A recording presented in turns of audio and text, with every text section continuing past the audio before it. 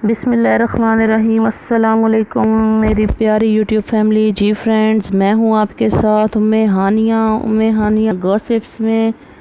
جیسا کہ آپ لوگ جانتے ہو، میں آپ کے لیے نت نئی گوسپس، ٹپس، ہوم ریمیڈیز لے کر آتی ہوں۔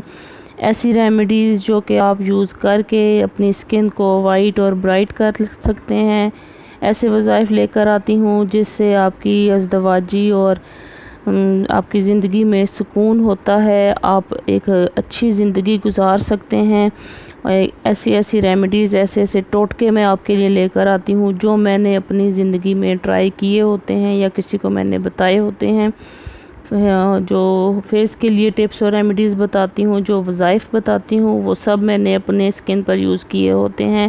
فرینڈز، چلتے ہیں آج کے اپنے ٹاپک کی طرف۔ ہمارا آج کا ٹاپک ہے کہ اللہ پاک آپ کو بھی اپنے گھر کی زیارت نصیب فرمائے۔ ایک ایسا عمل جو میں آپ کو بتانے جا رہی ہوں کہ وہ عمل جب آپ کریں گے تو انشاءاللہ 1 سال کے اندر آپ کو اللہ پاک اپنے گھر بلائے گا، اپنے گھر کی زیارت نصیب فرمائے گا۔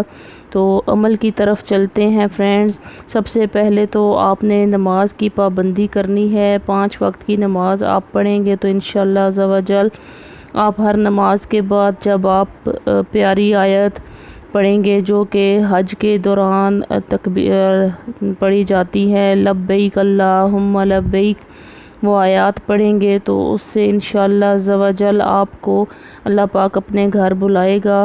یہ آیات ہیں: لبیک اللہم لبیک، لبیک لا شریک لک لبیک، ان الحمد والنعمت لک والملک لا شریک لک۔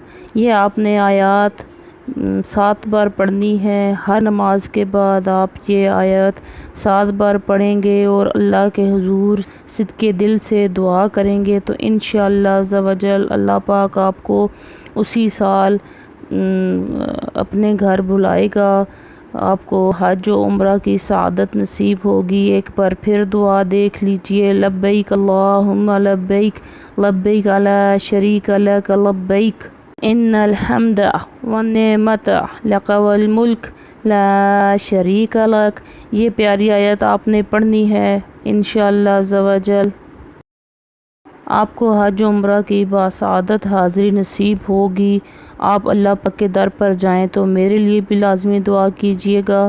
چینل پر اگر نئے ہیں تو جلدی سے سبسکرائب کر دیجئے میرے چینل کو، بیل آئیکن کو بھی پریس کر دیجئے گا، اور ویڈیو اچھی لگی ہے تو جلدی سے لائک کر دیں۔